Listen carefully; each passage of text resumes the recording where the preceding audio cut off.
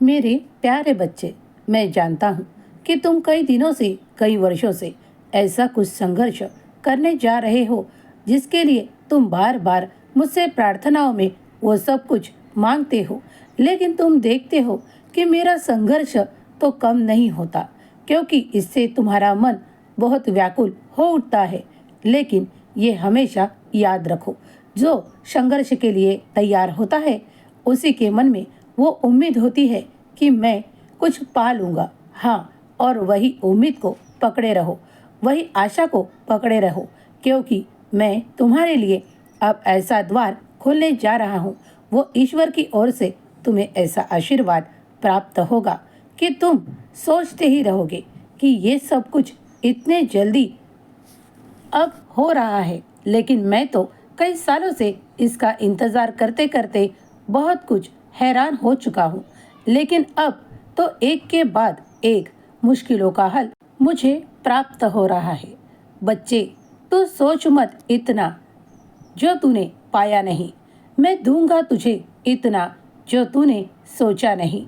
साईं का आशीर्वाद तुम पर और तुम्हारे सारे परिवार पर बन चुका है।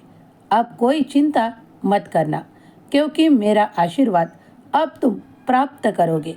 हाँ, अब तक तुमने बहुत कुछ मुश्किलों से सहा है, क्योंकि ये तुम्हारा सब कुछ पिछले कर्मों का हिसाब था जो तुम्हें चुकाना था। कई बार तुम बहुत कोशिश करने के बाद भी कई जगह असफल साबित होते थे।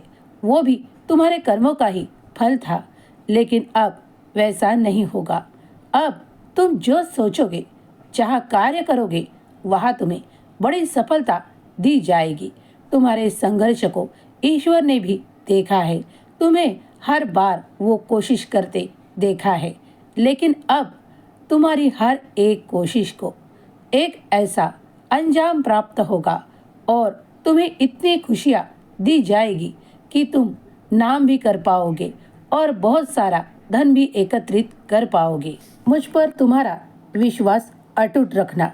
कौन क्या कहता है इस पर बहुत ध्यान मत देना, क्योंकि हर बार कोई तुम पर कुछ कहेगा तो कुछ कहेगा। इसके बारे में ज़्यादा मत सोचा करो। तुम्हें जो कार्य दिया गया है वो ईश्वर की ओर से दिया गया है।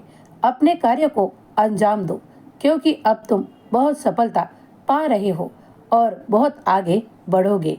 साईं हर वक्त तुम्हें आशीर्वादों से परिपूर्ण कर रहे हैं। तुम्हारे पिछले दिनों का सब कुछ एक होकर तुम्हें अब वो प्राप्त होगा जो तुमने आज तक नहीं पाया। हर खुशी तुम्हें प्राप्त होगी। सुखी रहो, तुम्हारा कल्याण होगा।